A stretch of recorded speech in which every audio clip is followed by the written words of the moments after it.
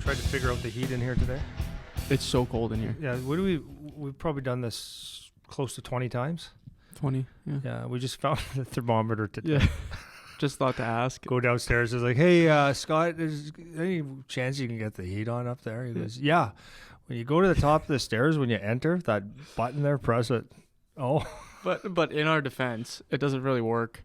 No. Well. So just like the one in the gym doesn't really work. It feels like we're in the rink. Yeah, it's a weird system. Well, if you could probably see people watching the video over time. Like we just start to tense up. When we do this, cold, yeah, it's cold. But we're hockey players though, man, and I'm from Northern Ontario. Yeah. If you would have got me 15, 20 years ago, I wouldn't even wear a shirt. Yeah. Well, you come up here with like shorts and flops sometimes. I'm like, dude, you're gonna get gangrene. No, I was good. It was, it's a weird thing. I'm starting to get acclimated to our warmer weather. That's a good word. Acclimated to our warmer weather in Southern Ontario. Yeah, it's starting to get warm just in time for lockdown 3.0. Yeah, crazy. Crazy. I'm not happy about it. No.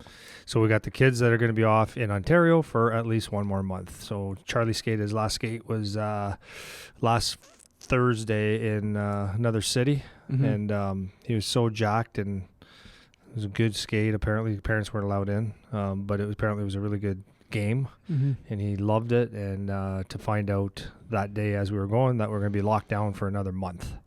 So another month without hockey. Yep, here we go, man. It's unbelievable. It's crazy. I feel terrible for the kids, but I could go on a tangent there, but probably not going to. Yeah, why? Oh, I'd like to. I know. I'd like to. It feels good to go on a rant about it. I'd actually like to, and just I don't know what sense this makes, but we were not going to do it today. Yeah, maybe maybe another day. Politically correct. Yeah. So yeah.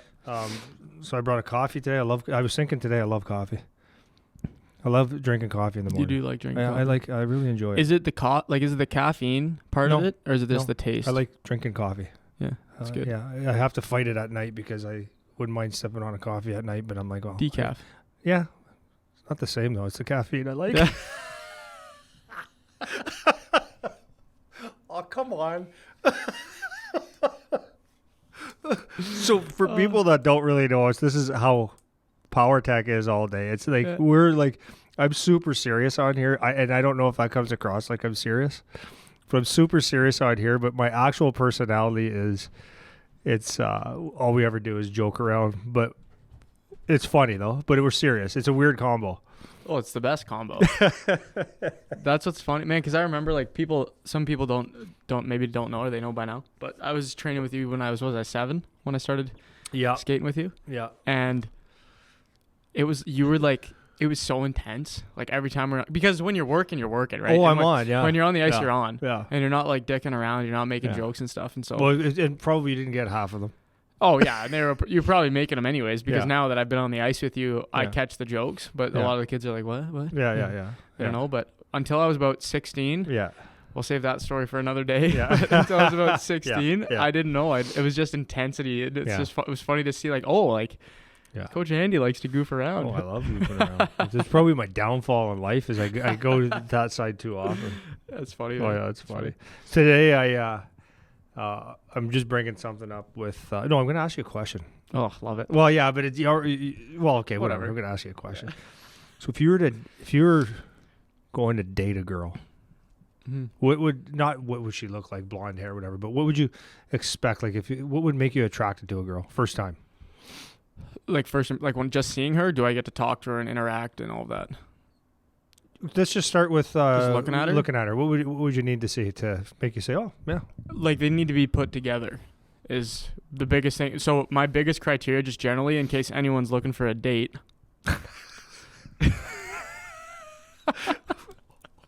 is you got to take care of yourself, man. That is my number one by far. What does that mean?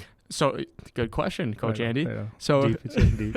So taking care of yourself just means that doesn't mean just physically. It means like mentally, emotionally, physically is also a part of that. But like look like you have your shit together. Yeah. And then actually have your shit together. Yeah. So like that. So that means like eat relatively well. Like go to the gym, take care of yourself that way, right? So, like sleep properly, like be in a good mood, like be good vibes to be around, have energy when I'm near you, right? Yeah. And then like present when you're out in public, especially. Like, it's one thing that you're at home and you're just bumming around your house, whatever, and you wear whatever you want. Yeah, it's fine. But when you're out, like, present yourself, right? Like, have yourself put together. And that's my biggest thing. And all of that to me is equating like, okay, this person takes care of themselves. So for if I saw a girl for the first time, and what I'd be looking for is like, hey, like hair's pretty well done. She's got a good energy. She carries herself well. She's got a decent outfit on. She looks like, and that doesn't mean she has to be wearing a prom dress.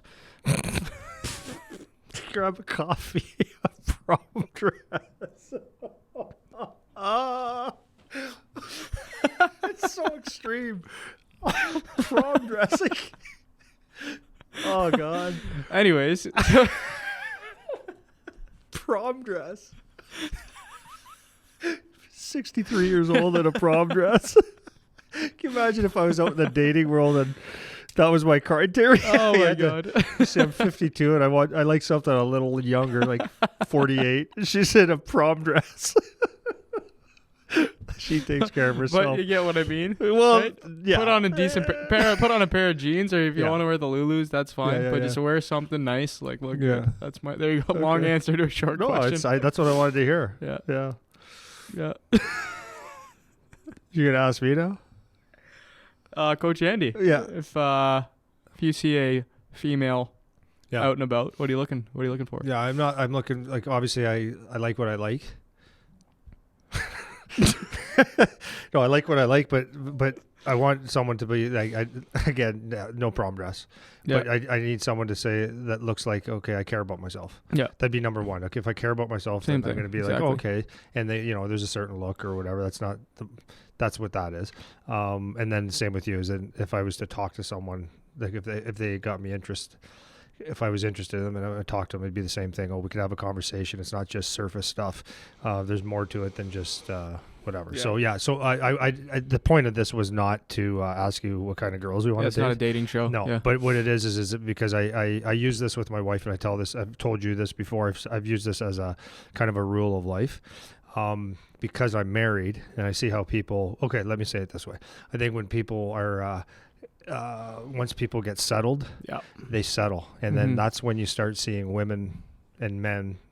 Well, it's funny because here's the thing. Guys will, a lot of guys will come up to me and say, yeah, the wife this, the wife that, blah, blah. They think it's a cool guy thing to do, and it's actually not. I say, what do you do about it?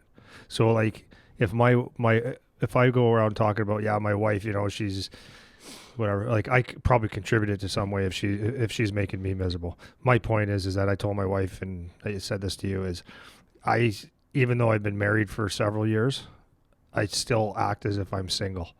Meaning, if you were to go on a date for a first time or a couple times with a girl, or if you were single and you're going to look for someone, how would you dress? How would you act? Mm-hmm. And it served me very well. Because I think my wife's attracted to me. She seems to be. And she seems to like me not because I'm anything fantastic, but because I get up in the morning and that's what I told her. I said, the real simple thing for marriage or a relationship is that if you act as if you're dating, because if you're dating, you're on your toes all the time. Or because you want to be attracted, you want someone to like you. So when you go out in the world and when I go to a coffee shop or I see someone walking downtown and they're still in their pajamas, I go, oh my God. Like, oh my God. It's not like I'm the classiest guy in the world, right.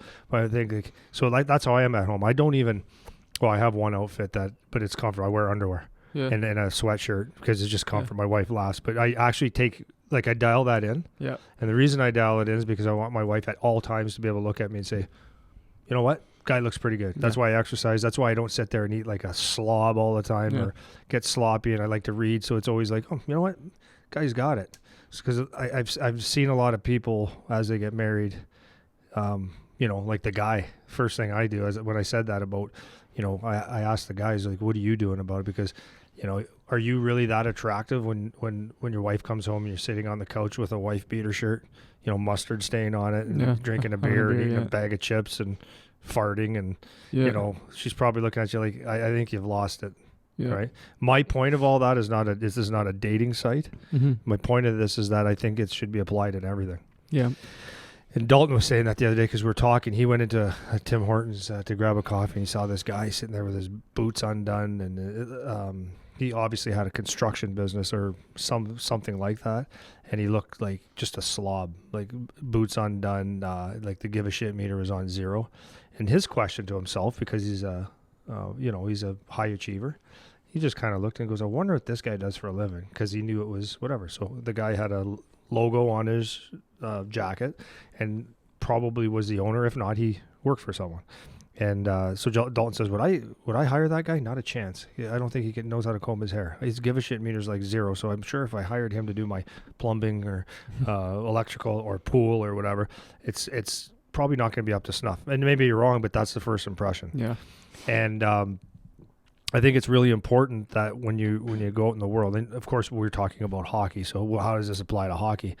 The example is last week when Charlie went up to that, he got invited to this skate, and it was important skate as far as how the year is going with the COVID. Yeah. So he was able to get looked at by some teams, and the first thing I said to him is, like, when you're going, you make sure there's no baseball hat, and there's, wear a hoodie that looks nice. I said, don't dress up like you're going to your own funeral, but make yourself look like you care about yourself and that you're athletic or whatever, because your first impression is everything when you walk in and walk out of the rink, and it's just important, right? And I think if you act like that, because we were talking like not maybe a couple weeks ago about how people get complacent or take for granted what they have. So remember, we were talking about the COVID taking over, and the kids got excited to come back, and within a couple of weeks you see it going down. And I think the problem with that is that people forget that every day is a job interview, if you can think of it that way. Yeah. Right? When you go into your first job interview, or you go to a job interview, as adults that watch this, what do you do the night before or the week before or whatever? You get prepared, right? You get prepared. You probably look at the company and you find out what they're all about and what you can bring to the table, and you're at your best, just like at a date, right? You don't go to a date there and pick your nose and flick it. Yep. You sit there and you're aware of your posture. You're aware of how you're eating. If you go on your first date and you're eating chicken wings, you got all over your face, it might not be your best date, right? She might go, not sure. Yeah. So vice versa, if a girl did that, right? Yeah. You'd be like, wow. Incredible. Yeah. So if you can prepare every day like it's a job interview, like you have something to prove, that's how you get the job, but it's also how you keep a job. Yeah. If you care, it's a give a shit meter that has to be up there. Yeah, well, because I think that was long. It was good though. Was it? Okay. Yeah, it was good. Because everything that you're talking about, in like whatever the circumstance is, when we talk about show that you care about yourself, the reason that that's important is because it shows that you give effort, right? Yeah. Like you put effort in. Yeah. And some people would say, okay, well, I'm married now. Like, we're married. Like, it doesn't matter, but it does matter, because in a relationship, it's everyone is just looking for the other person to try, right? Yeah. Guys are looking for girls to do that. Girls are looking for guys to do that. So if you want some effort, then you got to give some effort, right? And then it's the same thing with these kids. Like, if you're in a situation where people can see you, and one of the things that I used to hear a lot, my dad used to say it, and people around the game used to say it, is you never know who's watching, right? Someone is watching. And that's the thing. Everyone, like, everywhere you go, someone is watching, and you don't know who that person is. Yeah. You could be at a restaurant with your family, and you're super loud and foul mouth and whatever, and 2 tables over could be the guy that was just at your game watching you guys, right? And you don't know. And even if that isn't always true, that's a really good, it's good to act like that's true. Yeah. Right? Because then in the circumstance that comes up where it is actually true, where the guy is sitting in the booth next to you, or you walk into the rink, or whatever the situation is, you're on. And it's important that you're on. And people always say, I was saying this to you before, they always say, like, oh, you shouldn't care what other people think, right? And that is like such a misleading statement to say to people. Depending on what. Well, that's why it's misleading. It's not that it's wrong all the time. It's like, so if you say, hey, to your teacher, I want to play in the NHL, and she says you shouldn't do that. It's like, okay, well, who cares what you think, right? And that's where that's appropriate, maybe, right? Yeah.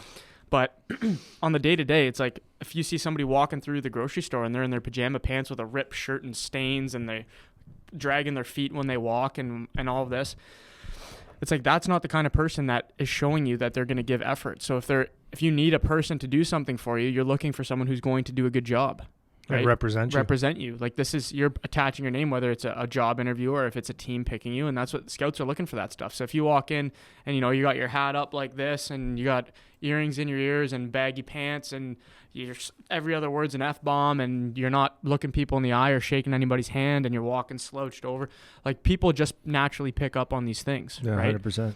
So act like you're on. Yeah. It was funny. I had to go get some pucks the other day, or stick for Charlie. And when I walked into the shop, the where we go all the time, Prannies. And as I walked in, didn't know. I walked in and go, "Hey, are you Andy?" I'm like, yeah. So he introduced. I guess I trained this kid from London. That's 2 hours away. Mm-hmm. And I said, "Oh yeah." So nice and all that stuff. But that's what I mean. You could walk anywhere and people recognize you. And I'm not a hockey player anymore, but I run a business and I represent other people.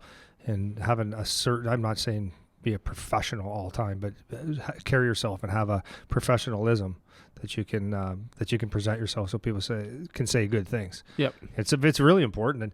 And the other side of that is when I say get prepared, me and Dalton talked about this a lot the other days, is because, so for example, Charlie and his buddy Seabass were in yesterday because Dalton offered a while back to go through fighting with Charlie, because I want to make sure he's prepared. And we're like, yeah, for sure. So Dalton and I were talking. It's true. Like, you have to get prepared for every little detail that you possibly can within your control. And you could oversee that and say, well, I'm probably not going to be a fighter anyways, or what's the worst thing? Well, the worst thing could be worse. It could be bad. So Dalton took that and showed him not. So let me be clear. He didn't sit there and say, okay, I want you to be a meathead. But he showed him, so the myth of being in the NHL, because he fought a lot. The myth of being in the NHL is not to, people think that you're trying to win fights. And he said that's actually not what he tried to do. He tried to not lose. So there's a difference, because you're not on the offensive so much. So he did it so that he wasn't going to get tagged and, get knocked out 4 times a year. Because he actually knows people that have been, so do I, that have been, they can't tie their shoes anymore, So he was teaching Charlie and Seabass how to tie guys up, get in positions where if you can control guys' arms, and so they were playing a game where just don't let them touch your chin. So they were all wrapped up and stuff, and then they were trying to just touch each other's chins, so just to get aware of arm length and how they come at you and stuff, and just be aware of that to be able to move and dodge them and stuff. So someone might say, well, that's not that important, but actually it is, because it's an element of the game that could actually that it will present itself once you get to certain levels, and you don't want that to be the thing that holds you back. And I'm not saying go out there and be a goon, that's because the game's not even like that anymore. But it's something that you know that you can go into the game and someone bigger or you need to stand up for your teammates. You can do it without being embarrassed. And fighting is a thing that people. You don't want, I think about it for my kid. Because I know he's half nuts. He's gonna do it. And, the last thing I want him to do is be laying cold-cocked at center ice, because I was too stupid to actually teach him that. And, he's done boxing, he's done jiu-jitsu and stuff, but, the more the better, right? Yeah. You're going to say something. Well, the other element of why that capacity, having that capacity is important, is because it just gives you another element to your game, number one, and it gives you respect, number 2, on the ice. Because everyone that's played knows when you get on the ice and there's a kid that fights, or a kid that that's tough or that hits, or something like that, you're aware of that person on the ice, right? For sure. And that's something that's great to have in your pocket. So that was the same thing that my dad did with me when I was in grade 7. He put me in boxing. Yeah. And then when I was 15 and got to the point where hockey started to be, nobody taught me how to fight. No one, but I knew how to box. Yeah. I didn't know anything about where to grab on or how to control on. I had to figure all that out later. Yeah. And it was super helpful, because once on the ice now, people know I'll go. Yeah. Right? Yeah. They know it's not pretend. Yeah. So even if they're tougher than I am, there's no bullying me. They're in one. Right? Yeah. So, and that was something I would fight a few times a year in junior. It wasn't like I was a big fighter or anything, but I get a couple a year, and people would just know, I'll stand in there and I'll throw. Yeah. And that's something you're gonna have to face if you're gonna come when I'm on the ice, or even if I'm not on the ice, if you're playing our team and somebody gets hurt, or so you do something stupid, or you're coming after one of our guys, or coming after me, or you do a cheap shot, there's someone to answer to. Someone is there that you got to answer to. Yeah. And that's just another dimension to your game that you can have, because all this stuff that we're talking about, being prepared and being able to present yourself, these are all things that you can control.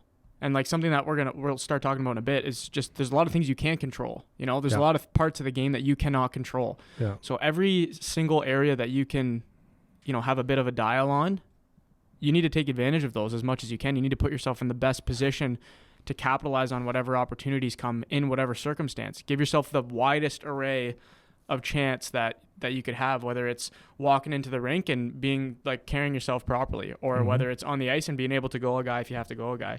You know, like you want to be able to have all of that because it's hard enough and there's so much stuff that's out of your control that you want to control as much as you can, you know? Yeah. So and the thing is you want to be prepared. Like, so it was funny, like even last week, I honestly don't know anybody who could be or is more prepared for hockey at such a young age than my son, right? And I'm not, I know I always qualify it, it's my son, but it's just the truth. He's grown up with NHLers and he's heard the talk. Yeah, he's been in the environment, man. The environment, and then we have real conversations with the young feller. We talk about, you know, the psychology and about life. So there's a self-confidence with him that's not arrogant, but he's confident in himself. And it was very funny when we were driving up to this thing because we were there was every team had a scout. They had every scout there, pretty much. It was so they didn't let the parents in. They let only the scouts in, and it was, Charlie said, it was jam packed. Dad, so the parking lot was jam packed. Getting to take a look at the guys. So the night before, I was just putting myself back in his situation, and this is the thing that parents probably, because my wife was with me, right, and she's just being a mom.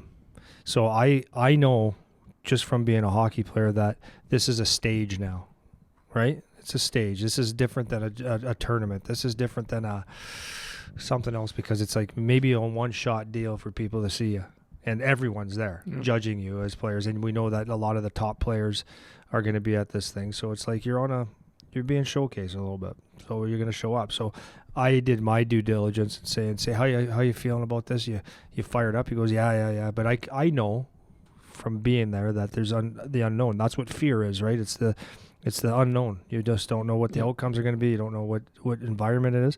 So he said, I'm a little nervous. I said, good. I said, that's good that you're nervous. I said, but what are you nervous about? He goes, Dad, it's just, I don't know anybody here. And I go, right. And he goes, I just, I'm going to walk in a room and, I usually have friends and stuff, and I'm just a little nervous. I said, yeah. I said, I get it. I said, I've been there when, under 17, and that was my big one, where you go out of town and no one knows you. I said, so number one thing, remember all those times I told you when you walk in a room or you go to a camp, treat everybody good? Here's one, because if you don't want to be the guy that guys pick on. That's such a great advice, man. Yeah. So he goes, yeah, now I know what you mean. I go, yeah, you're the new guy. Or maybe not. But I said, number two, everybody knows who you are, bud. Everybody. Maybe a couple guys don't, but everybody knows who you are. So you're walking in the room, when you think no one knows you, they're going to see or you're going to say your name once, and that's what happened. He said, I said, how'd it go? He goes, well, when I walked in the room, they were like, oh, you're Charlie, or, oh, yeah, you're the guy from Windsor. Oh, yeah, we heard about you. Like, so the guys knew him. But anyways, I said, listen, son, the most important thing is you play the game.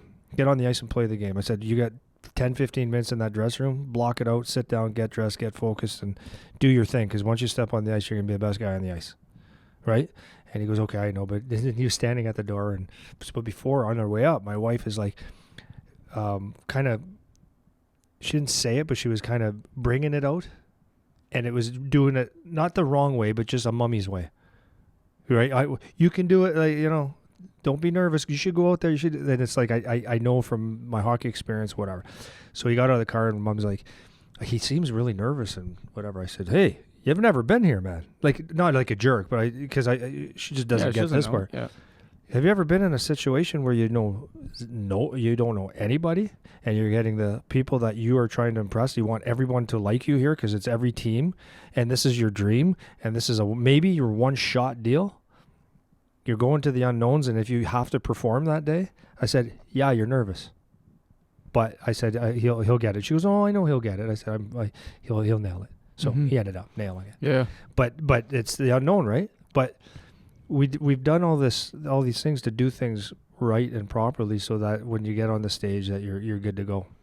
And my suggestion is, like, and I've said it several times on podcasts, is it's not what you're good at is what you're good at. And that's what I told Charlie. I said, your game of your game is not scoring goals, although it is. He scores a ton of goals, but he's like a power forward, right? So his game is more than that, and I've always tried to work on his full game. And I said it not long ago that his skating a couple years ago should get a little bit better. It's actually not an issue anymore, but it could get better. But always work on those little details. So what happened, he was playing with a couple guys from Toronto were on his line, and I guess so my son played a good game. He goes, Dad, they didn't want to move the puck. And I said, so how did you play? Because I couldn't watch. He goes, good. And then a couple of scouts talked to me after, and they verified, like, good. Anyways, I said, see how important it is to work on the other shit? Like when I told you stop on pucks, that's an improvement you needed to make, and be good on the forecheck. Don't lose battles. Chip it out of your own end and do those things. I said, see how it suits you? Because when things aren't going your way, or I'm not even saying going your way, what are you doing without the puck? Yep. Like, because when you have the puck, there's no worries in the world. There's good things are going to happen. It's what you do without it. And most of the game is played without it. So anyways, he had a great day there, and it was awesome. Yeah. So I was proud of him. So as a crazy dad, I was so proud of him because he did what he went there to do. Yeah. And it was great. Well, and that, like, sharpening up on what you were saying there, yeah. Those other elements of the game, I've told the story a bunch of times now, but it's so significant. It was so significant for me to hear because it was the first time I heard it. It was my first year junior, and I had that talk with my coach. There's 12 games I didn't get a point, and I was a point guy.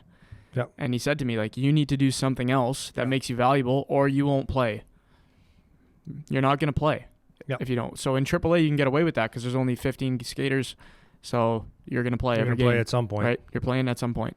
When you get to the higher levels, you won't. Yeah.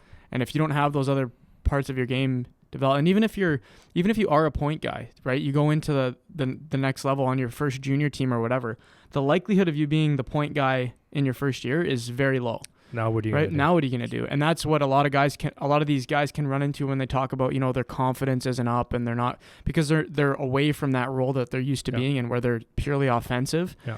And if they don't put you in that position because they got two 20-year-olds that do that and they don't need you, and you don't get those offensive opportunities, then what do you have? And for a lot of guys, they have nothing. And that's where a lot of guys will start to disappear in junior, right? Because they don't get those opportunities right away, and then they fizzle out because they're not good at doing anything else. And they don't accept that they need to get better at other things. So, and that's something I know that you've drilled into Charlie, and that we try to tell a lot of these guys, whether it's, being able to fight or throw a hit or make a good play or block a shot or win face-offs or whatever it is, because you're most likely going to be a third, fourth line guy when you move on to the next level, if you move on to the next level, right? Yeah. And if you don't do something else that's valuable to the team, then you're the first guy that they're going to scratch. Yeah. He's offensive. We want him for later, but right now he's not useful to us. Yeah. And that's what ends up happening. That happens to, I know probably you could say the same thing, like endless amounts of guys I can think of through junior that were so good. Yeah. They were so good, but they just fizzled out and got lost in the shuffle because there was no other element to their game except being the goal scorer on their team when they were 15, and they never progressed past that. And the bottom line is, what are you bringing to the table? So I had a call the other night saying, hey, when the kids get back on the ice, maybe you could set up that this guy plays with your kid and this other guy. And I'm like, like maybe. It's not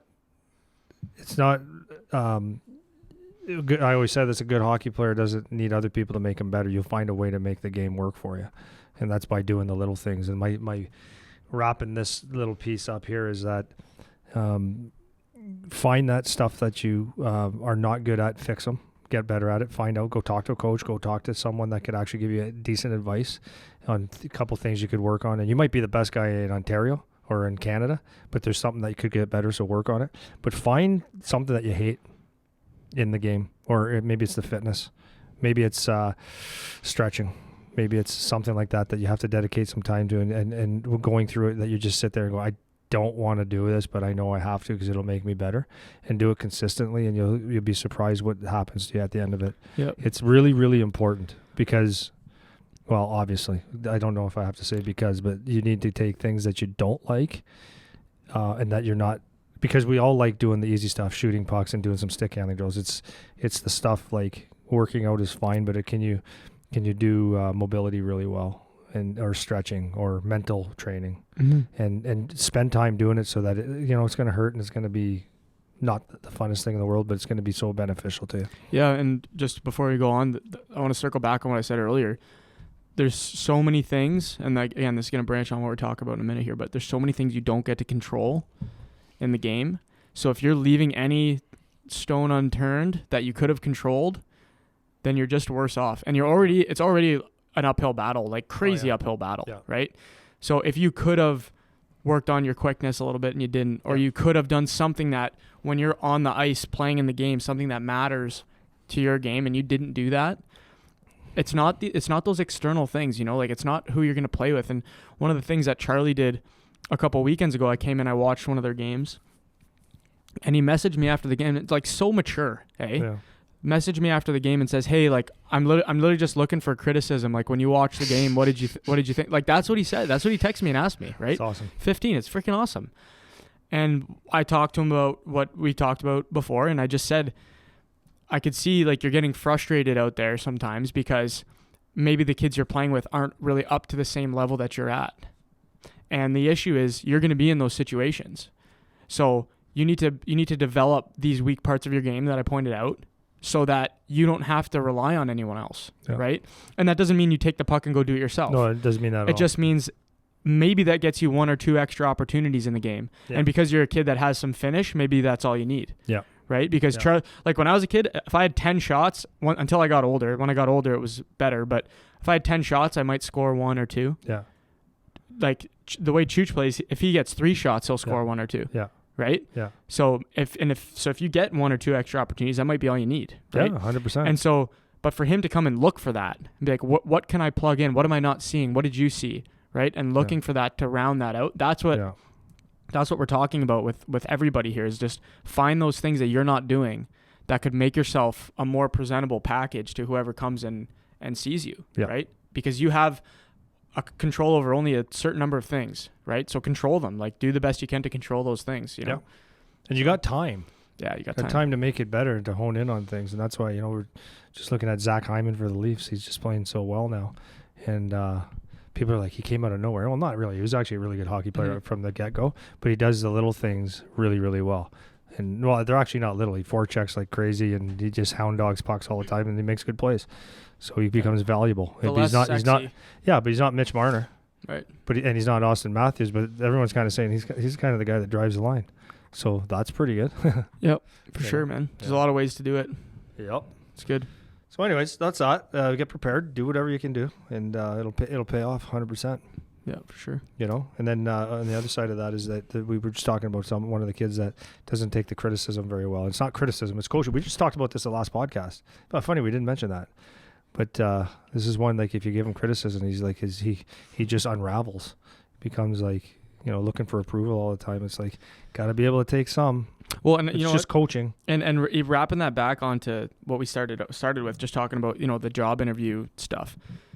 It's like everyone needs to be able to take that, right? It's not just a hockey thing. Like, so if somebody like if you go out and look like a slob, right? Yeah. If you go out shopping one day and you look like a complete slob, someone's like, dude, like, get your shit together. Yeah, like, it means something. Yeah. It's like, don't be offended and be like, well, I don't care what you think. Like, it's like, oh shit. Like maybe you know, like I've said this before, but like take everything people say to you and listen to it. Right.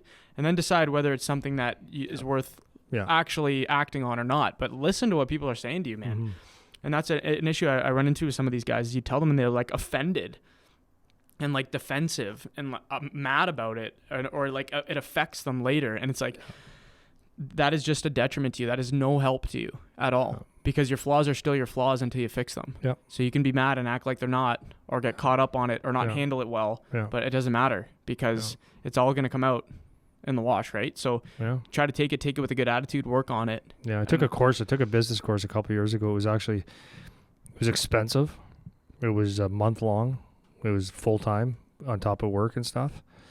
And at the end of the day, there was some stuff out of it, but at the end of the day, the other side of it, it was like kind of a lot of fluffy shit. But it's okay. Mm-hmm. You paid, I learned, right? You learn and you earn. That's the motto. But anyways, one of the things it forced me to do was go around and ask people what my strengths were. Like, so I think I said it before. Yeah, you did. Yeah. Ask a pile of people. I used more than what they asked me to use. Like, what do you feel my strengths are? And then what do you feel my weaknesses are? I remember, And it was really interesting because what I thought were my strengths, they were there, but there was one that stood out particularly more and I wasn't aware of it. I'm like, oh, so I've got this quality I didn't even know. I actually didn't know I have this quality, and that was really interesting to me. And then the one that they said that was common as my one flaw was one that I kind of knew anyways. But I say anyways, not meaning like so it didn't matter. No, it actually mattered because like I know it, other people saw it. Now in me, other people know. So hey, Uncle Andy, do you want to work on that or not? Right. Yeah. So, and I chose not to. No. Well, but here's a challenge though. If you're a kid, like play that game. Like go ask someone. And not even that. If you're an adult, go ask your wife. What are my strengths? What are my weaknesses? Yep. Go face it, man. Like go face the music and see you're only better off for it, right? And if your wife tells you something you didn't want to hear and you get all mad about it, well, that's your problem, man. Like, even if you think that's not true and she's being unreasonable, it doesn't matter what you think because that's what other people think, right? Yeah. So if you really think you're a hard worker and then you go ask people, well, what do you think my strengths are? And no one says you're a hard worker, it doesn't matter that you think you're a hard worker because nobody else is seeing that. That's right. No one else sees that. And that means something. Absolutely. Right? So take that in. Like go ask your wife what's wrong with you. Go ask your coach. If you're a coach, ask your assistant coaches. Am I too much of a dictator as the coach here? Or like what do you think I could work on? Like ask. You know? Dude, I get shocked every single day when people realize that I am kind of a clown. I get shocked every day when someone says that. I go, what? Yeah, we thought you were like super, super serious all the time. I'm like, huh? And maybe I appear that way all the time, but I'm sitting there going, I am? Like I'm half nuts. Like, and then like you'll say it too, like, yeah, I thought it was you're so serious. I'm like, oh my God, man, I joke around. Like I think I'm the like most calm guy in the whole world. Like goofy. And it's like apparently not so. So you learn, right? Yeah. And then to go back on that, I still am in amazement. For 20 some years now, I've been building my business. And it actually almost never happens. This question almost never happens. Hey, Coach Andy, what do I need to work on? Yeah. It almost never happens. And when it does, it's like, sure, let's sit down and then, oh, okay, thank you. But it almost never happens. Like, dude, who cares about what you're good at? Like, but they don't even say, what do you think my strengths are? I don't get asked the questions. Yeah. I do it for a living, and I've got like some serious players in this world. And I don't get people asking me, what can I work on? What can I get better at? Give me one thing. I'd never get it. Yeah. Well, wow. So last week, sorry, I just want to keep ripping on this for a bit. That's okay. Go. It's good. Yeah, it's good. Like last week, I had a couple of the guys in after the workout on Thursday when you were out of town. And one of the kids was asking me, like, why, like, how come you wanted to start doing this? Because, I went to school, I did engineering, I got my degree and whatever, but now I'm choosing to do this, right? And he was like, well, why how come you wanted to do that? And I was telling them, like, because I was you guys, and I didn't have resources. Yeah. You know? I didn't have someone that was steering me, someone that was pointing me in the right direction. And now here you guys are, you have these resources, you have people that have been through it in different ways. Like you have had a different path than me. You're at a different stage of life. Dalton's around. We have all of these guys coming in and out, professional athletes coming in and out of the business. We have general managers, and you talk to scouts all the time, and there's all these resources. And I was telling them, I was like, use the resources, like use us as much as you want. Like just bother us. Yeah. Send us texts, send us emails. Yeah. Come in, ask if you can come talk for 5 minutes. Ask if you can do extra. Like, everything is laid out here for you to use, and we want to help. Got one for you. In all the years, 20 some years of doing this, it's amazing. People don't ask for a job. They like very few. I'm talking over 20 years, maybe a little over a handful of kids said, hey, Coach Andy, is there any chance I could work here for the summer? I was one. Yeah, you were one. One. Think about that. Yeah. And think about that. And there's a reason I don't ask a lot of people. Yeah. And it goes back to the first thing. It's the job interview. How you present yourself, how you carry yourself, what's your motivation. I mean, and a couple of people that have asked, I said, not a chance, dude. You're not ever working here. You don't, like, there's not a chance. But there's only been a handful of people that have ever asked. Yeah. It's the best job in the world. Well, I think it actually is. And it is. And the problem is you can't be scared of hearing no. Because when people say no, like, nothing happens. Like, they just said no. And you might be a little embarrassed, or you might be a little hurt by it, or whatever, but nothing actually happens. Yeah. You know, and it's funny you brought that up, because some kids, we were talking about it last week. So some of the kids were talking about getting a summer job and whatever. And none of them mentioned PowerTech. None of them. And I said, like, you guys not want to work here? Like, none of you guys would. And some of them were like, oh, like, we could work here? And I was like, well, maybe. Like, I don't know. Like, why don't you ask? Right? We'll see. Yep. Like, we'll see. Well, then there's leadership roles that they can take. And they just, but it's like they assume. Like, you just assume, oh, no, like, or I don't want to bug him, or like, be annoying. Like, literally. You get what you tolerate, you get what you want in life. Go get it. Yep. Go get it. And be annoying until someone tells you to F off. Yeah. Right? Yeah. Take it to the limit. And that's what I was trying to tell these kids. Like, well, that's why it's all here. In taking that to another, we're going to beat this thing. That's fine. Beat this thing, silly. That's good. But that's what I told Charlie. So he had a team reach out to him, and they reached out to me. They wanted to meet, blah, blah, blah, blah. So that was that. Anyways, I talked to the general manager, and they said, we'd like to meet Charlie. And I said, well, probably the best thing is that Charlie talks to you. Like, I'm dad. Like, and I got to do my dad thing, but I put my son in uncomfortable situations all the time. So I said, hey, Charlie wants to talk to you. Here's the number. He goes, okay. Well, should I text him? I go, pick up the phone and call him. And he's like, okay, yeah, no problem. But he was looking at the easy way, right? Oh, yeah. He's done this a couple times. And it's like, now it's like, okay, they don't bite. They actually like me. They want to know me. It's not scary. It's just business, and it's just part of life. But it puts a little crust on you, right? It's like, okay, this isn't so bad, and it makes you a man. Some experience, man. That's what you need. You need to deal with things. Yeah, but like, a lot of people are expecting their kid to move out at 15, 16, 17 years old, and they can't make a phone call back. You know what I mean? Like, you got to do it.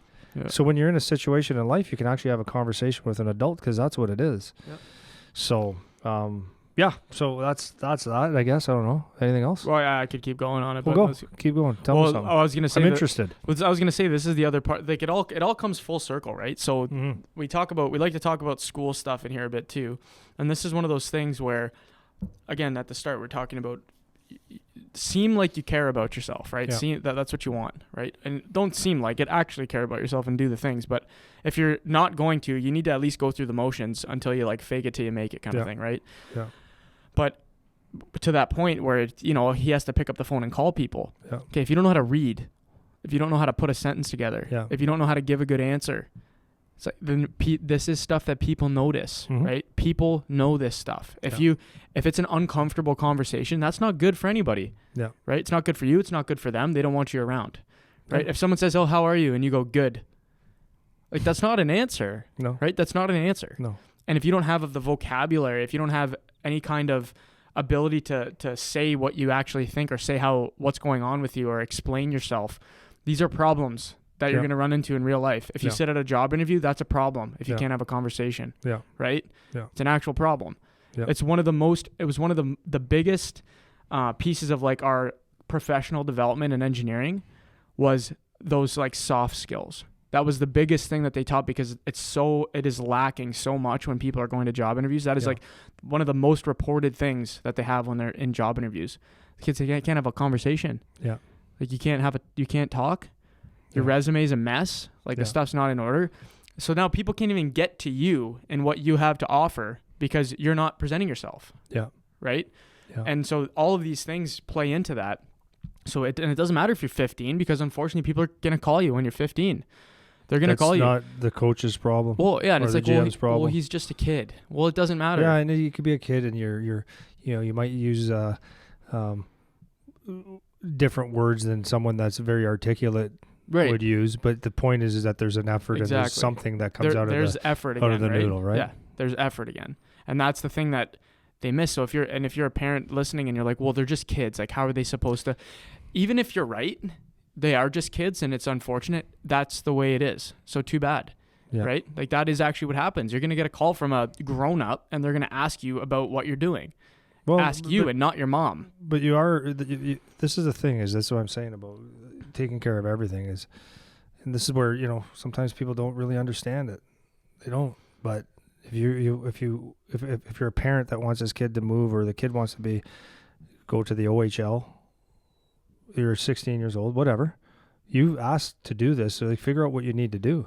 And you will have to be, you're going to be treated like you're 20, not 14. Yeah, you got to be up, not down. Right, and you don't get to pick what's required. Yeah. Right, and that's a huge issue now, just with society in general. Yeah. Is like, you think things need to be given to you, or you think, and it's not just the kids. Like, this is another one of my beefs. I know. The kids, this generation, everyone, I always hear it. This generation, they don't know how to work hard. They don't know how to this. They don't know how to that. They are spoiled. They take things. Okay, well, who taught them? Mm-hmm. It's not them, right? Once they hit 18, okay, now you can throw some blame on them for not growing up, right? Yeah. But it's you, mom. Yeah. It's you, dad. Yeah. You're the one teaching them, and they're being spoiled brats. Why? That's because of you. Yeah. You let that happen. Yeah. And they're unprepared because of you. Yeah. You're not preparing them. Yeah. It's not them. Yeah. You know? Sometimes it takes patience. Actually, Dalton said that today, right? When he was talking about the one boy with that didn't take the criticism right. And he goes, I can understand it. He goes, like, what that boy needs to do is to come around and, as a coach, present it like, here's what I think, and just not dumb it down, but calm it down, and say, don't take the information as criticism. Take it as to get the emotion out of it, and just listen to it and see if we can help you. So that's Dalton saying that, who's 30 years old without kids. If it's your own kid, that's actually, I don't understand why you wouldn't do that, really. To communicate how to become good. I'll tell you why. Because you understand why. It's because a lot of them don't do it. A lot of them don't do, like we said at the start. Yeah. They're with their wife, or they're with their husband, and they're not doing any of this stuff. True. So it's like, how are they supposed to relay the message? So it's for everybody. It's not just for the kids. Yeah. But anyways. Yeah. So it was fun. That was good. That was the first part. Yeah. Next part. Oh, funny. So I don't know if you caught the any of the conversation I had with Siegs the other day. A touch of it, not a lot. Yeah. So Siegs is an employee. I hate using the word employee. He's a co-worker. He works at PowerTech. Beauty. Yeah. What's that? Good guy, Siegs. No, he's the best. Awesome guy. So he came in one day, and he was a very good hockey player, and he came in, started about 3-4 months ago, I'd say. And he came in one day, and he kept saying how much he loves PowerTech, and he goes, I love this so much. I love hockey. This is so awesome. And I said, dude, I love it. I'm so happy for you and stuff. And so he kept saying, like, love hockey. I love hockey. So I said, I'm going to say it how I said it, but I'm going to qualify it after. I said, I hate hockey. And he looks at me and goes, what? He thought I was joking. I said, no, I hate hockey. He goes, you hate hockey? What do you mean? I go, yeah, I don't like hockey. It's ridiculous. And we left at that day. I said, no, I don't like it. I said, yeah, I love working with the kids, and I love kind of the game itself, but I don't like hockey. So, but then we got busy, and he left. So the next day he came in, and I scared him on his way in, because that's what I do every day. And he came in, and we were getting dressed, and he goes, Andy, he goes, like, I got home last night, and I'm sitting there going, how can Andy not like hockey? Like, no, he doesn't like hockey. And he's thinking, he goes, and then it dawned on him. He goes, then I understood what you were talking about. He goes, can I ask you the question? I go, of course. So Siegs, of course, Siegs went, after hockey, he got into music, and he was a engineer, audio engineer, and he got hired in Nashville, and he was in Nashville. So he had, whatever, I don't know all the details, but anyways, he was in Nashville recording and doing audio for artists. And when he went down there, he had the passion. He think, oh man, I love music. It's awesome. It's awesome, until it wasn't anymore, where he started realizing that I don't like it. And he goes, Andy, what it was is it's the business of the music. He goes, there's a lot of shit and a lot of bullshit that is not really the music part. He goes, the music I love, it's all the business and all that I said, that's what I was talking about. I said, hockey itself, The game is awesome. The game itself, inside, that's what I call it, inside the glass, inside the boards, might be the purest thing in the whole world, because, and in between the whistles, where you're actually playing the game. There's no the pond hockey feel, just playing the game. Yeah, there's no politics in that. There's not when the game is on in the inside the glass. It is what it is. If you're grinding someone, it's you against me. There's no politics. There's no media that can say. There's nothing that can be said. That's what the true thing of hockey. That's what I love. And then, of course, I guess it goes inside the glass again. So I love the training, because it becomes the hard work. It's the intensity. It's the teaching. It's the true blue. You can either do it or you don't. And if you want to do it, you're going to, if you can't do it, learn how to figure it out. It's the struggle. It's everything. That's what I love about it. Outside of it, and that's where I have a problem. And were you going to say something first before I go? No, keep going. It's good. Okay. So I was just thinking, I got to put my glasses on for this one. Yeah. Not really. Yeah, so he said about music. So he was like, he would realize that someone would, undercut or overcut, or this guy would be connected to this guy, and you'd lose a job here or whatever. And it's like all the crap, but the actual doing the music and building it, you'd hear the music over. Yeah, the art of the music is great. Yeah, the art was awesome. So what I did, so I want to be clear of what I dislike about hockey. So I'll give you a few examples and go on. I don't like the media, like as a hockey guy, because the media is the guy that comes in when you're playing at a high level, and they come up to you after you've just have no idea how hard you had to work or what the circumstances were on the ice. And they come up to you with a microphone and they say, "So what was wrong with you tonight?" There's no context to that. It's like, and they drill that and they make a story out of it. And it's on all the outlets, and they just milk it. So if you're in Toronto, it's the Toronto Maple Leafs. You find everything that happens about the Toronto Maple Leafs. The stories are spinned, and people talk about it, and it's like it's not the actual true story. I hate it. Yeah, and it's just they glamorize it or they make it worse than what it ever is. Yeah, and it affects the game. That's the thing, right? Yeah, it actually affects like what is contributing to, like who plays or how you're feeling about your game or like all of these things. Like there's a lot of damage that comes from that, Yeah. That doesn't need to be. There's a lot of damage, and then there's a lot of overhype too. So damage both ways, right? Where that's what I was gonna say. Next is hype. Yeah. It's the hype of the NHL draft, the OHL draft. Yeah. Who's gonna get drafted? Yeah. Trade Who's center. This trade center? It's gonna be 6 weeks of this guy might be going here, might be going here. It means nothing. Yeah. And it's just entertainment. It's entertainment. It's just straight up entertainment. That's not hockey. That's entertainment. It's just entertainment. Right? Yeah. And this guy could go here, and people sit around and they make this like this is a real thing. Trade center deadline, like it's an actual event that we all need to be aware of, and they have every scenario that could happen. And at the end of the day, none of it does, or one or two does. It doesn't matter. It's just a trade.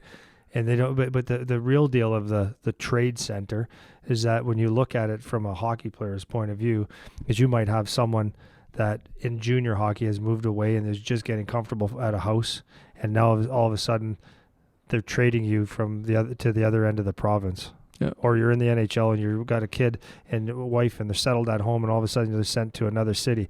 Like it's not glamour. Yeah.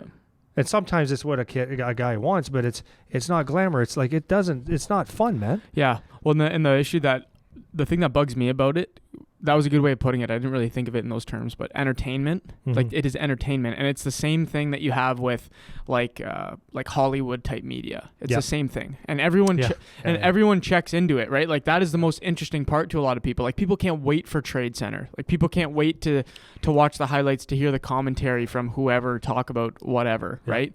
And that isn't the game. That's not hockey. It's not right? hockey. And those are the parts that, because I'm most likely on the same page with you on all this stuff. The thing that I like about it is the game playing part, like watching the game and watching the moves and the guys making the plays and blocking the shots and winning the face-offs and guys moving to the right place at the right time and connecting. And because it's such an adrenaline sport and it's such a in the moment sport where you're not really thinking, it's just a beautiful thing to watch. And that is what is interesting. That's what you like to watch. Well, that's what I like about it.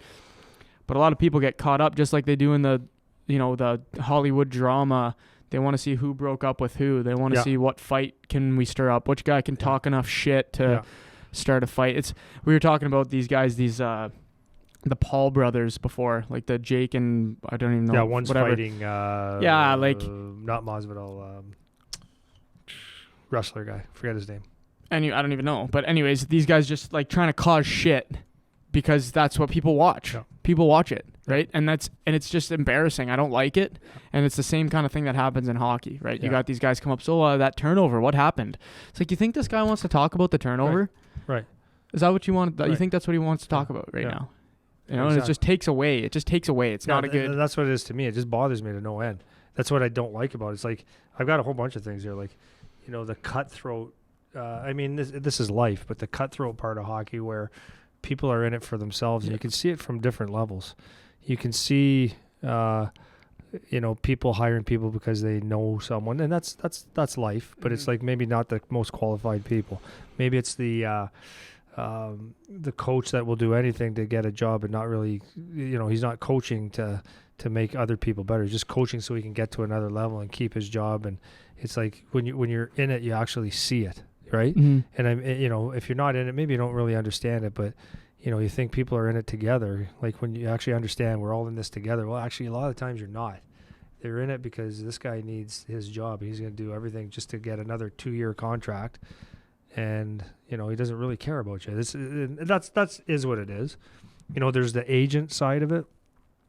And there's some very awesome, there's some incredible agents, and there's a time and a place for it. But, you know, a lot of the times you got to understand what a lot of these agents are. They're there to get their, well, at the end of the day, what an agent is they're, it's very funny, right? People get excited. Oh, I got an agent. It's like, yeah, do you understand what it is? Agent is someone that's going to take your money if you make money. They want part of your money. And people make it like, it's like, oh, I got this great agent and stuff like that. It's like, well, it's not really the most important thing, and but I see what they do and how you know, someone that has never played the game or never really been in the mud, blood, and the tears, telling you what they think of you. You know what I mean? It's like, you don't even know, man. Well, you don't know. And you get some of that, you know, guys taking advantage of people that don't know any better, and like misdirection and bad advice and all, because those are that I've experienced all that firsthand too. The bad advice, people telling you stuff that isn't actually correct, but you don't know any better because you're a kid and all of that. So that's that's a good point too. That's a great part of the deal. Paying, this is what I love, is paying coaches in minor hockey, youth hockey. Come on, man. Yeah. Like there's something happened where I can understand actually sometimes, like with Charlie's coach this year, I would have paid him, like if everybody gets together and says, okay, we pay for his hotels, because it's expensive if you're a coach. Pay for the hotels, get them, but you're not coaching to make. Yeah, not a source of income. You're not making $10,000, $20,000, $30,000 in minor hockey. It's not what this is about. Like, I hate it. Like, it's not right. So what happens is, maybe there's a time and a place where it actually makes sense, but to have your coach, like everyone think they get paid, like why would you get paid? Mm-hmm. It makes no sense. And people do it because they're getting paid, not because they love coaching hockey and they're not learning. Mm-hmm. And it drives me absolutely bananas. It's people get involved in hockey. Like there's a lot of nerds in it now, and they'll find any way to get into hockey, and they've never really played the game. It's like the nerdy stuff, the analytics and stuff like that. It's like all that stuff is like, it's okay. There's part of it that's, you know, that's okay. Well, let me push back a bit on especially on the paying the coach thing, because this is one of the things that I find is like one of the most overstated criticisms that I hear, like especially online now with like we post clips of the podcast, and one of the common things that it seems like they're mostly parents that they want to say is like, oh, like parents pay their coaches to get XYZ. Whatever. And for me, like, I think that's really overstated, like how much that actually happens and has an impact. Not that coaches aren't getting paid, because they get paid, but like some coach like paying off, or some parent paying off the coach to get their player more ice time and whatever. Like, I think that's overstated. Not that it doesn't happen, but I feel like it's a little bit exaggerated. I don't know what your feelings are on that.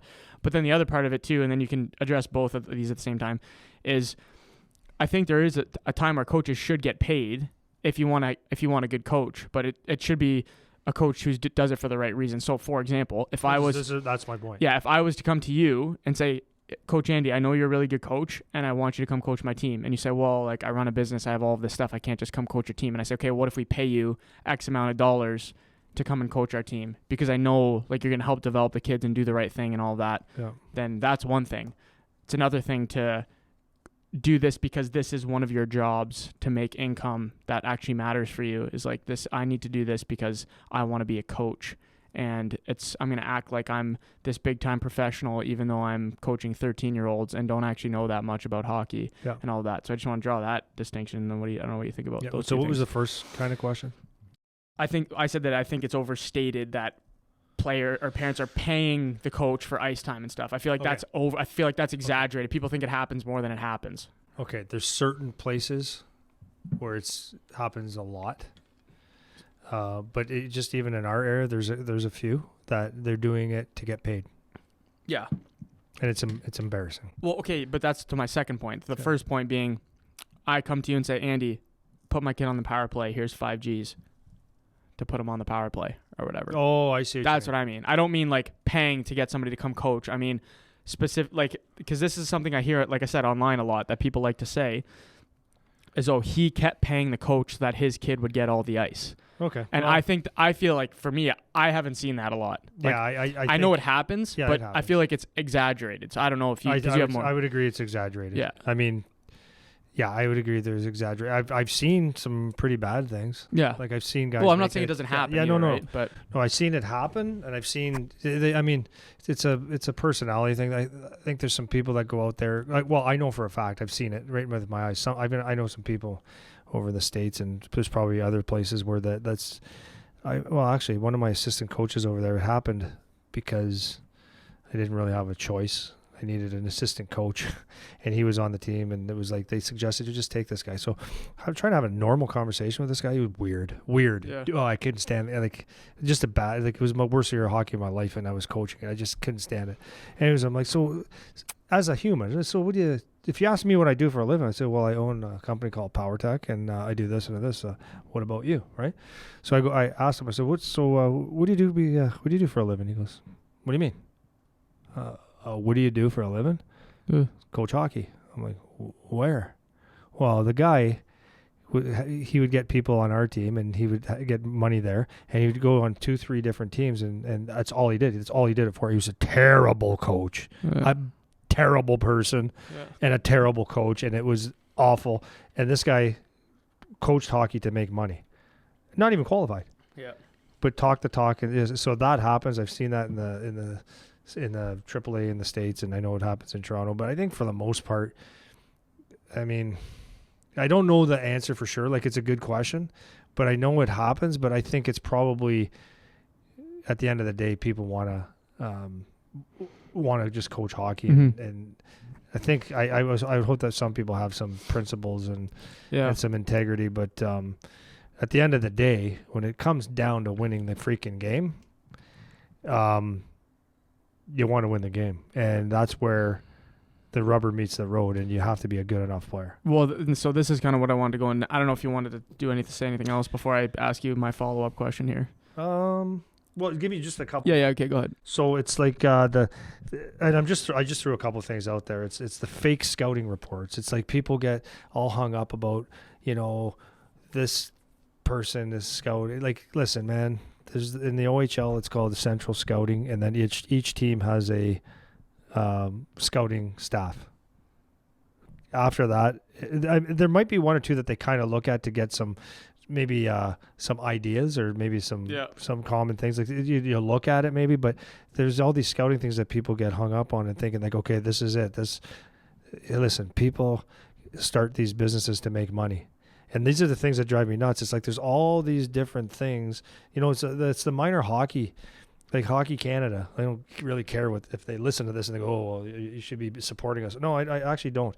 I had to take a freaking course this year when the COVID thing started, and it was all about gender identity. It was all about what's the diversity and inclusion type stuff? What is it? Just explain what that is. Like quickly, what diversity? Like people coming from different backgrounds, making sure people feel safe and included, and we're not offending anybody. Right. And whether you like boys or girls and love both, like it's not hockey. Yeah, it's not hockey. It has nothing to do with hockey, and you have to take these things to coach. Do I understand that there's some people that have caused problems in the game? and treat people wrong. Yeah. But like, this is not the hockey part. It drives me nuts. I just want to coach hockey. I want to talk hockey, right? Yeah. It's all for insurance, right? It's all these things to cover everyone's ass. Yeah. It has nothing to do with hockey. Yeah. Look, so that it looks good, right? Yeah. It's the most important thing that takes, 25 hours a week of sitting there listening to these things that they really don't care, but you have to fill it out so they cover their ass. Well, let me plug on that for a sec. So sure. if you think about this, all these people that have to take these course things, if it was that serious, there'd be some enforcement on making sure people are actually doing these things, right? Yeah. But what do most people do is they probably just turn the video on and leave it and then do something else 100%. And pass their quiz that at the end of the chapter that anybody that's blindfolded could answer because it's that easy. And it's not real. It's not anything that's actually making a difference. It's just for show. It's just a waste of time. It's just to show, oh, look, we're training for gender inclusion and diversity and all this stuff, right? It's just to show. Like, that's all it is. Yeah. And that's not hockey, man. No. That isn't the game. That's not what this is for. Drives me nuts. Yeah. Drives me nuts. And it was just, I better not say anything about that, but drives me nuts. But no, just like to be clear, it's not, we're not saying that all this like gender inclusion and diversity and all this stuff. We're not saying that there's no place for that. Maybe there is, but what we're saying is, from when we're talking about why we love hockey because it's the game. We don't love this stuff. All of this stuff on the outside is just, it's just crazy, man. Like, it's just not what this was supposed to be about. It's not what the game is supposed to be about. Well, the association saying, like, just a real simple thing that doesn't offend anybody. So in our area, we've got in the AAA zone, or no, actually all the zones. So at the AAA zone, if you live on this side of the street, you belong to Sun County, which it would be the county. And on this side, you have to play for Windsor. So if you have no choice. So they have all these rules to make sure that you can't go here, and they'll hold kids back, and they'll, ruin a kid's life. Yeah. Or the parents go crazy because they want to play on a better team. It's like, it's stupidity. Yes, and then you got a kid that plays, they live one street away or whatever from, it's A hockey and it's not like high-end hockey, and they treat all it of like his friends are on the other team. Yeah, he wants to go play over there, and he's not allowed. No, and you get guys like sitting on the boards going, no, you can't do that. No, that's because. And it's like, come on, man. Yeah, frick off, man. Just play some hockey. Like those are the things I hate, and it just ruins it. And it makes like, it's a stress that the kids don't need or the parents don't need. Yeah. Well, so I'm gonna, because I want to dig into this a little bit before we have to finish up, but we're kind of circling on all the things you hate that you were just kind of talking about that you don't like about hockey. Everyone would probably broadly put into the category of politics in hockey. Yeah. And so I want to kind of dig into that a little bit, because everyone complains about that all the time, and it's such a big topic, especially for like parents and coaches, and everyone talks about it all the time.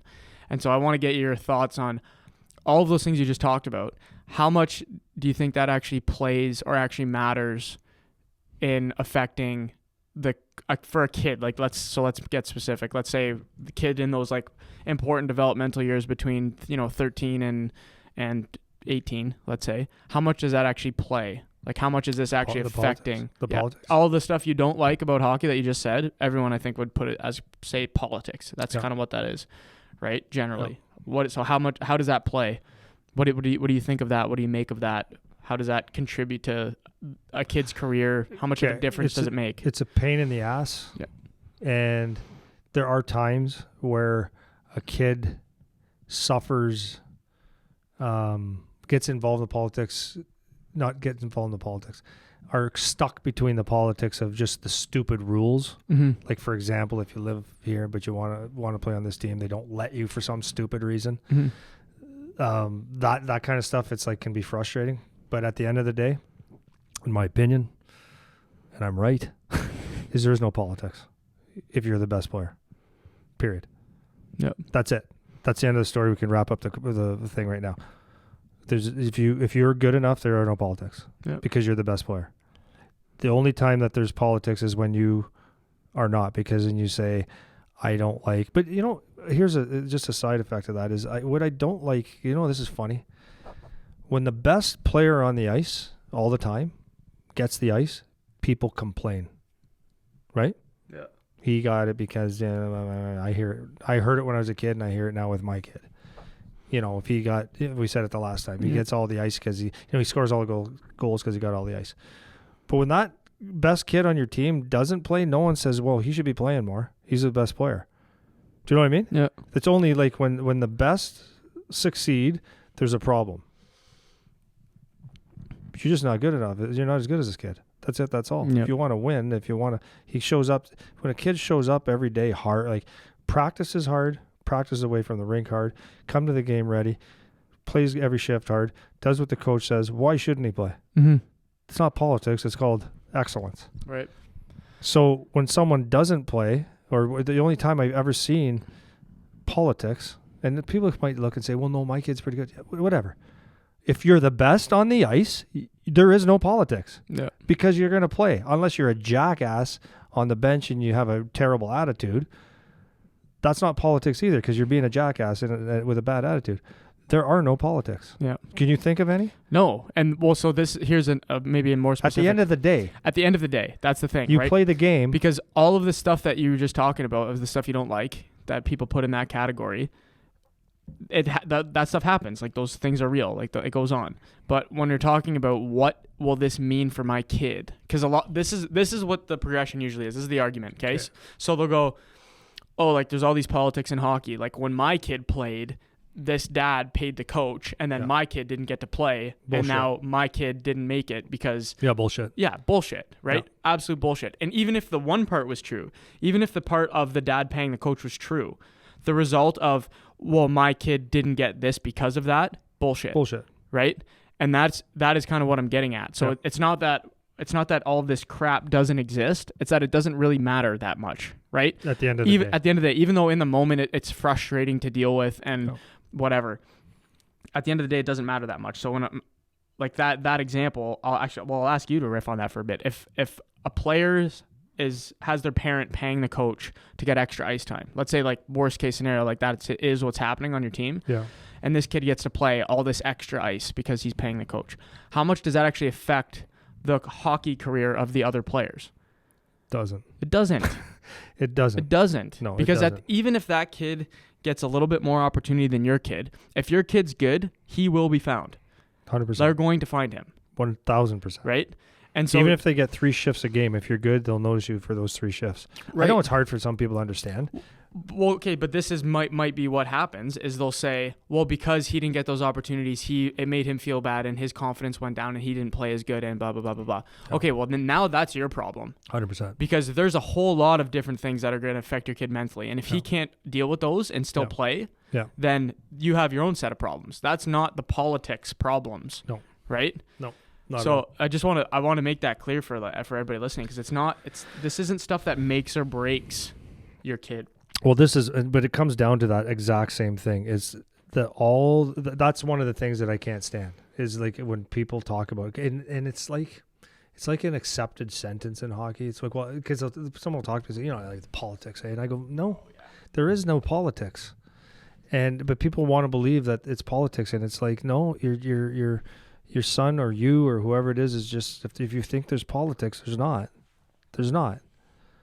Do some people get drafted and it doesn't work out, or maybe the people are wrong? Yeah.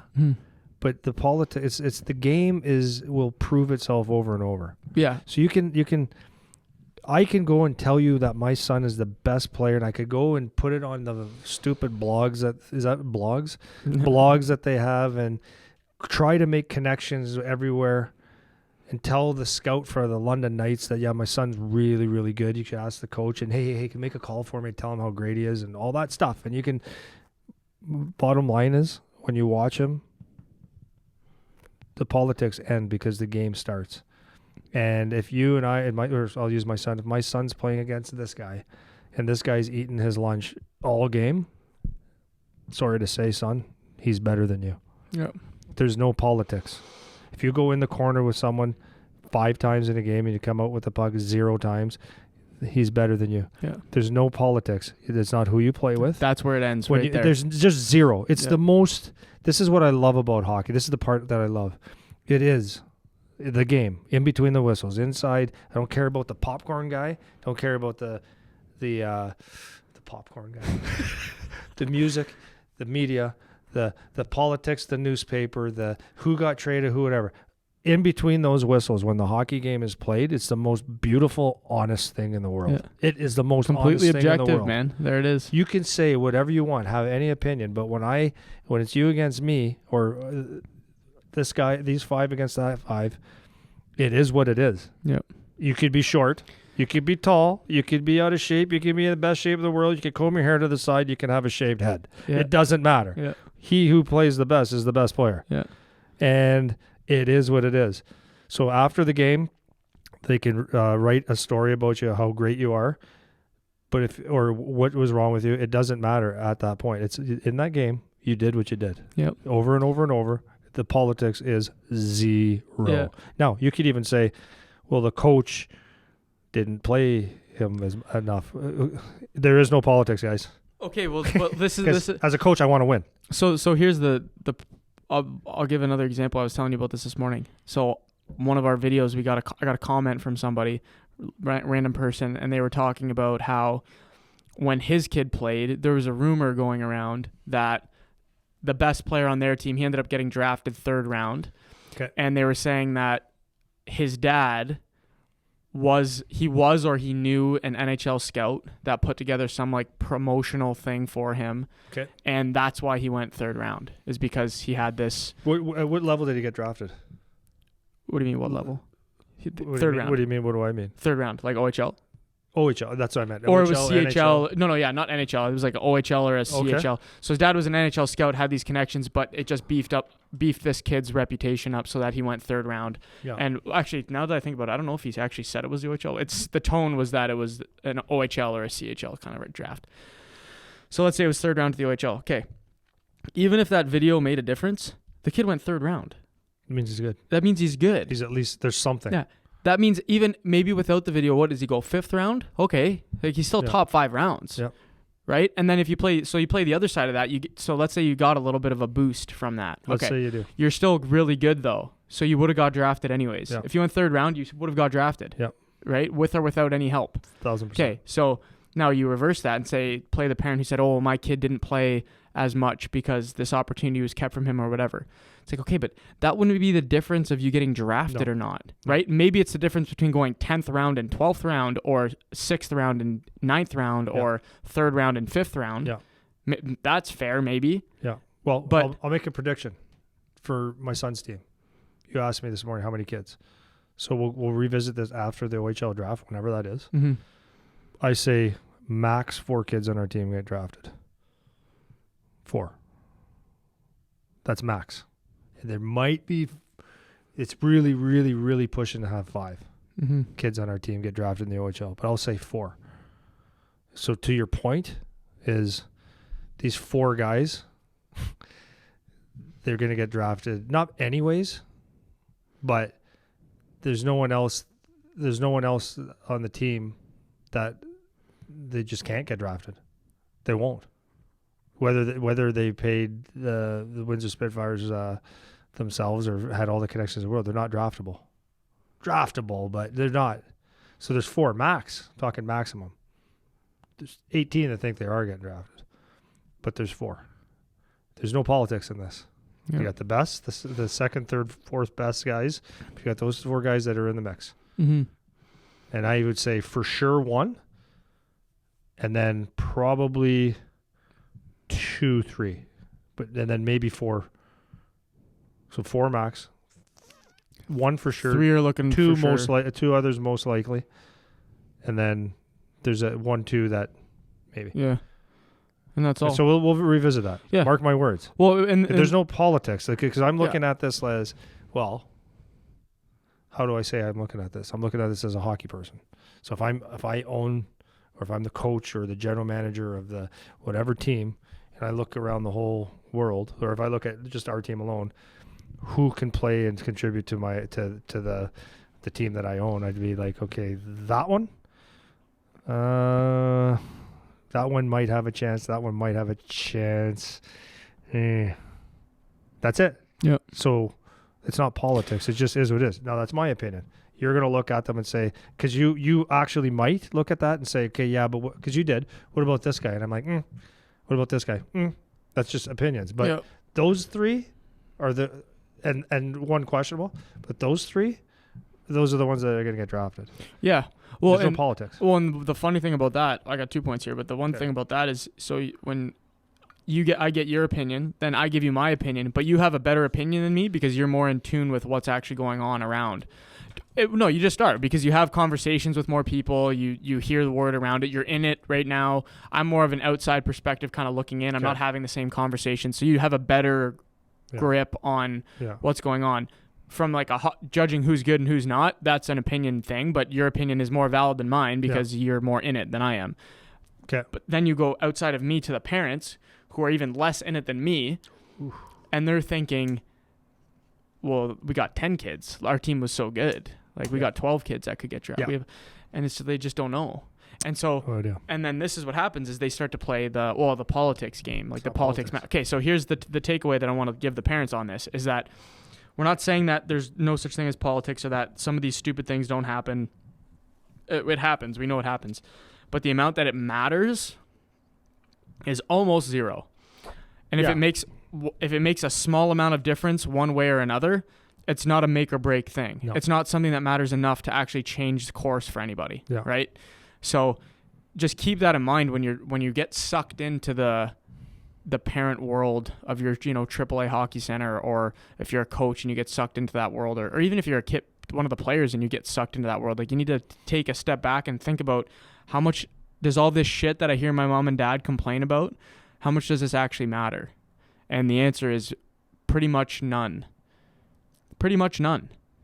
Right? None. So I'll tell you what, none. Yeah. So if I'm going to go to another level because I actually don't care, because I like my son being tougher than most people. Mm-hmm. If the coach, so you could say, well, the coach doesn't treat them right. It's not politics. He might be just a jerk. But if a coach in minor hockey, and I don't care if he was 12, called him a name and not hurt his feelings, but was hard on him to the point where it was stupid hard, I actually don't care, because that's just life, in my opinion, right? I'm not saying everyone needs to be up with that. It's not politics. It's just not the best, but you're going to deal with that. It doesn't matter to me. That's real life. It's just real life. It's a metaphor for real life. Yeah. So there's no, for me, if the coach, because he's had, I told you, it was a year or two ago. No, I think it was last year. One of the assistant coaches said that you need to produce. And it's comical, because trust me, he was producing. But I'm dad. But the numbers, he was got all the points. So, Charlie's like, dad. That you can consider that as politics. They're just picking on my kid. That would be a version of politics, probably. Yeah. So my answer is then produce, man. But I am. I go, oh, okay. Good for you. And keep doing that. Keep producing then. It's not, I'm not mad at anybody. Maybe it is what it is. Go produce. Mm-hmm. Just maybe you should produce more. Yeah. I don't know what else to tell you. Yeah. Poor you. I don't know. He thinks you should be better. Yeah. Well, that's why I wanted to bring that up, just because I think from what I hear, and I went through it. I went through it, man. I did it all. I'm not talking from an inexperienced perspective. I went through all of it, and it's the amount that you hear people talk about how much the politics matter. Well, they use it in almost you can hear it, the politics. They use it like it's an actual thing. Well, they use it in a way that doesn't mean anything. They use it as an all-encompassing phrase that it's not specific enough to actually make a difference in any one way, right? No. So they talk about it like it has this big effect on things, and it really doesn't. And and that doesn't mean it's not frustrating. That doesn't mean it doesn't happen. That doesn't mean it doesn't exist. That doesn't mean you don't have to deal with it. All of that is true. Yeah. But does it actually make a difference at the end of the day? Yeah. And the answer is no. Yeah. Your agent doesn't get you drafted. You doesn't matter, man. Man, people think that the agent's going to do it for you. Charlie's, it's so funny. He'll never promote him. Mm-hmm. Never. He's never going to say, I promise you this, he's never going to call someone and say, yeah, you got to watch. It's not going to happen. Well, but look at we went over the OHL draft our last episode, I think, or two ago, whatever. And you go through that first round or whatever, and you look at the Marlies team or these top teams in the AAA league in Ontario, or in Michigan right there, because some of them get drafted too, whatever. So these kids, are the best, and you'll get 7-10 of them that get drafted, then they all disappear. Mm-hmm. They all disappear. Well, what people don't understand about that, and sorry to disappoint anybody, but Toronto, Detroit, Toronto's advantage is, number one, there's 750 billion people that live there, and 10% plays, that gives you 750 million. Like, there's so many hockey players that play. So out of the amount of kids that play, you should, just by numbers, have a higher percentage of top end players. It's not because Toronto makes better players. Yeah, there's more kids. Just there's more. So when you play a town like Windsor or Brantford or Sudbury, Ontario, or Belleville, Ontario, or Whitby, the population is like less than 10%. You got 40 kids at the tryout. Yeah. They got 200. Yeah, you might year you might have like not one goalie that's actually really good. Yeah. Right? So they're going to have good goals. So what happens is you have 3 lines of very good players, as opposed to a town like Windsor where you might have one good line or really good line, and the second line, if you have a good year, another good line, and the third line is like, hopefully you can get by. Charlie's team, fortunately, with the good coaching and the work ethic and stuff, it turned out that they had 3 pretty good lines, and that's why they won. Mm-hmm. But to go to Toronto to think that you're going to win a tournament, it's like not like you can't, because I believed in my son's team like crazy. But the bottom line is that you're in one, just from sheer numbers. Yeah. So, and the same with Detroit. And Toronto doesn't even have so Toronto has all the population, and then they don't even have, we're at a disadvantage down here or in the smaller cities because you have what do you call it? Like a border, like a limit? A limit, zone. A zone. Yeah. So if you live on this side of the street, you can't go. So, but if you go to Toronto, you could be from anywhere in Toronto, which is huge. Same with Detroit. You can have anybody in America. It's not even just Detroit. You can find kids. Like, I had a kid that played for me when I coached in Detroit. Like, I was like, what? He was from Indiana. Like, what are you talking about? Like, so anyways, there's an advantage. At the end of the day, though, when you take that line, say the Toronto team that has very good players, it doesn't make them the best because they won the OHL Cup or the Marlies tournament or the big tournaments. Doesn't make them the best players in Ontario at all. Yeah. But there's probably a couple of really good ones. Yeah. So it's like, I got to understand the game a little bit. Yeah, but you see that in the draft though, right? Because these kids will all get drafted. Yeah, that's right? what I mean. They'll get 10 kids drafted, but then 2 years later, where are all these kids? Right? They all go away. Want to hear a good one? It's like I like hearing this because it's like because I know. Mm. But when I was talking to the one GM the other day, said, Andy, like the number one thing, like I will give up talent any day, and this guy played in the NHL for a long time. He goes, I would give up a talent any day for character.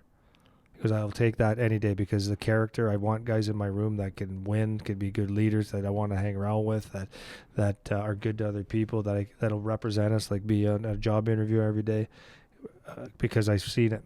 I've seen these kids that might have talent, but they don't have the character. He goes, they don't work out. And I know we could go through a handful of people that have been through mine.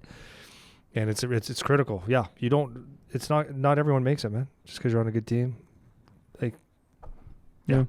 To your point. Yeah. No, it's good. Yeah. We've been buzzing here for a bit, so yeah. I think you want to.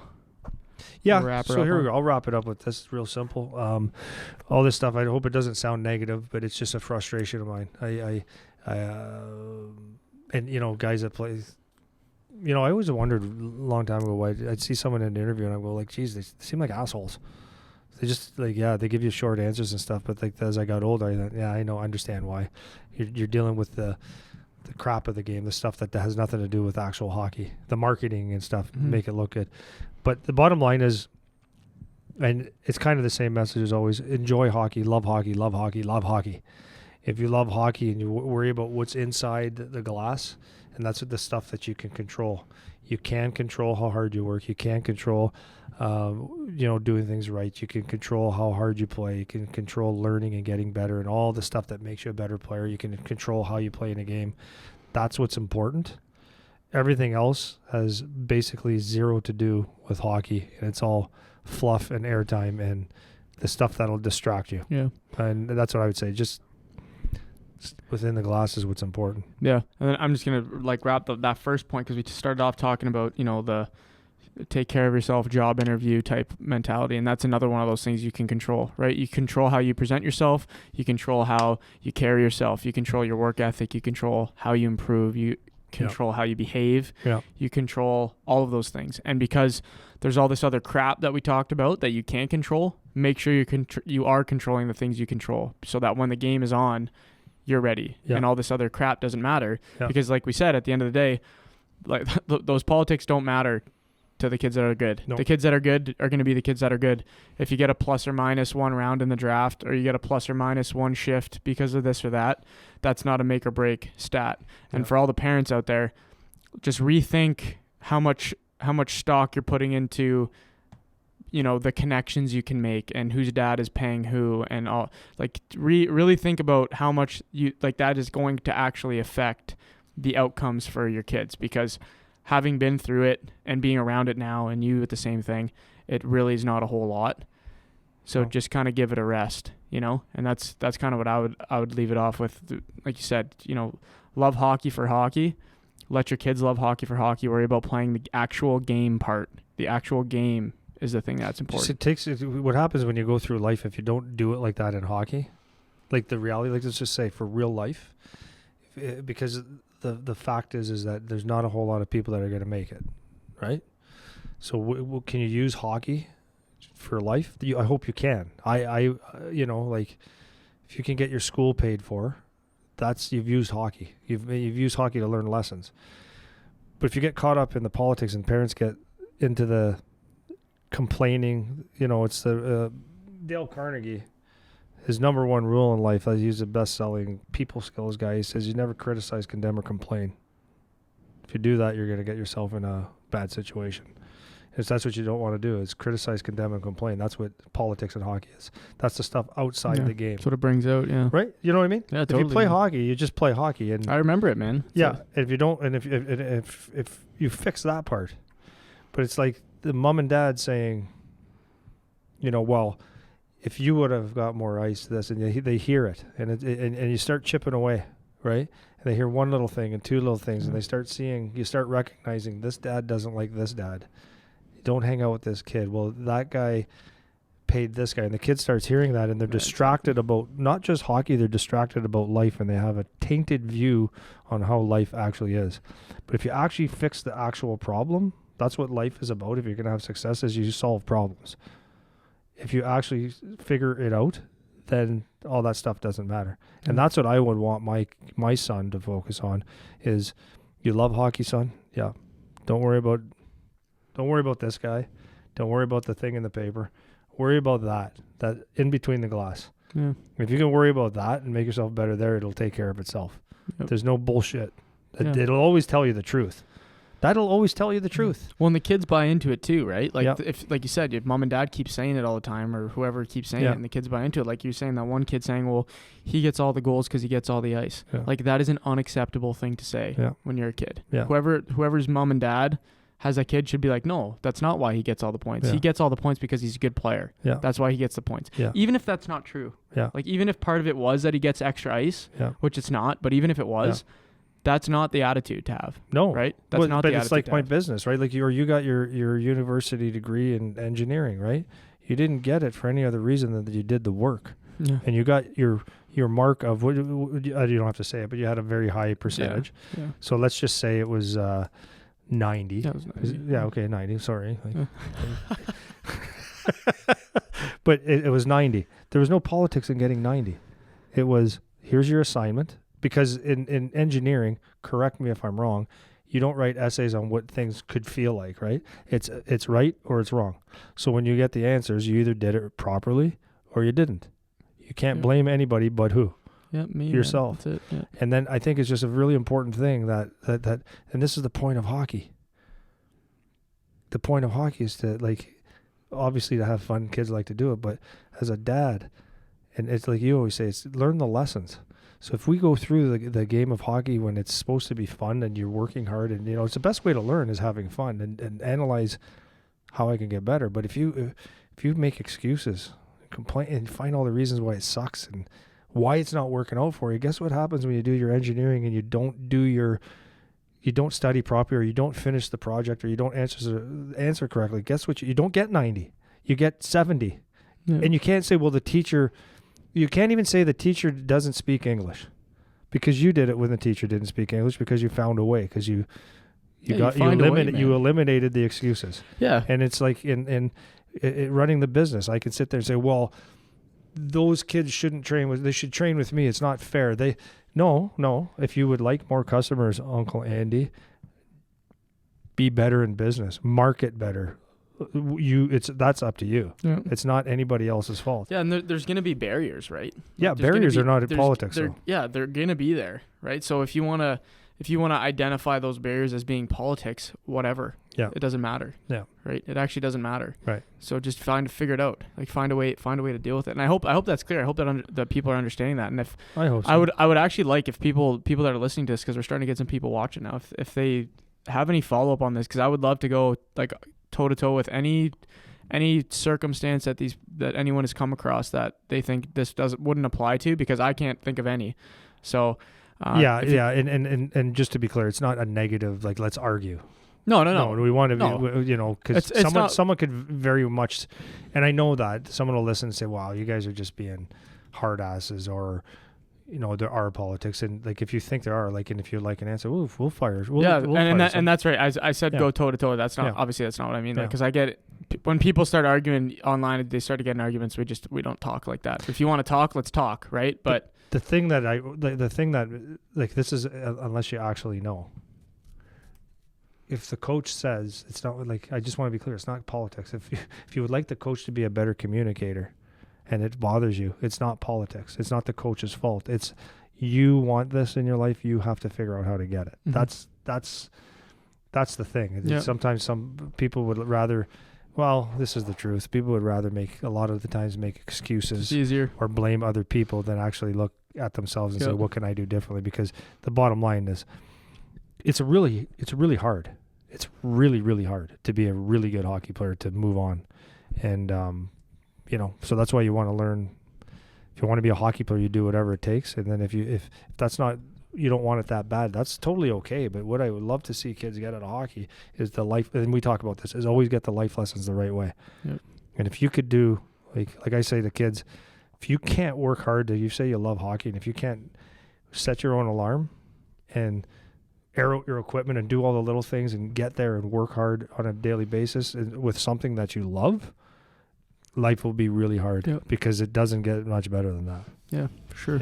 Yeah, it's good, man. That's good. So if you guys have any feedback on it, we'd love to hear it. Love to talk about it. Maybe we'll do a follow up on it, because I know it's a hot topic. But it was good. We're up there. Yeah.